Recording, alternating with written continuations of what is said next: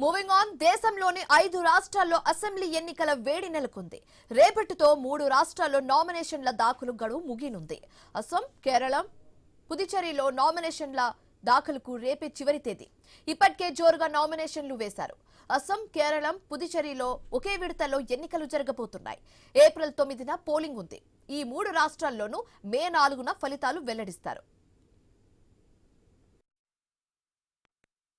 అయితే ఈ 3 రాష్ట్రాల్లో ఈ నెల 24న నామినేషన్ల పరిశీలన ఉంటుంది.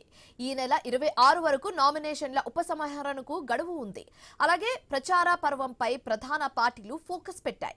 ప్రచారానికి 15 రోజుల సమయం ఉండడంతో అందరిలోనూ ఉత్కంఠ నెలకొంది. అసోంలో అధికార బీజేపీకి ప్రజలు మళ్లీ పట్టం కడతారా? అసోంలో కాంగ్రెస్ పార్టీ ఎందుకు ఎదురీరుతుంది అనే ప్రశ్నలు వినిపిస్తున్నాయి. ఎక్కడ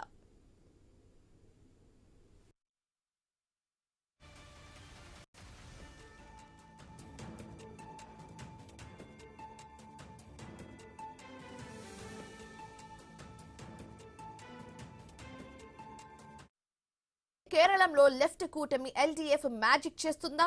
కేరళంలో కాంగ్రెస్ నేతృత్వంలోని యూడీఎఫ్ సంగతేంటి? కేరళంలో బీజేపీకి ఓట్ల శాతం పెరుగుతుందా? సీట్లు వస్తాయా? కాంగ్రెస్ లెఫ్ట్ పార్టీల నుంచి వచ్చిన వారికి కేరళంలో బీజేపీ ఎమ్మెల్యే టికెట్లు ఇచ్చిందా? కేరళంలో బీజేపీలో లెఫ్ట్ కాంగ్రెస్ నేతల చేరిక దేనికి సంకేతం అనే ప్రశ్నలు చర్చగా మారాయి.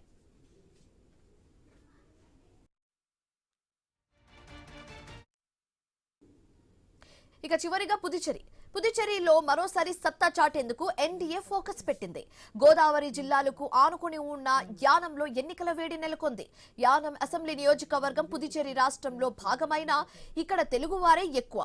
అసెంబ్లీ ఎన్నికలతో యానంలో పోటీపై గోదావరి జిల్లాలోనూ చర్చ నడుస్తోంది.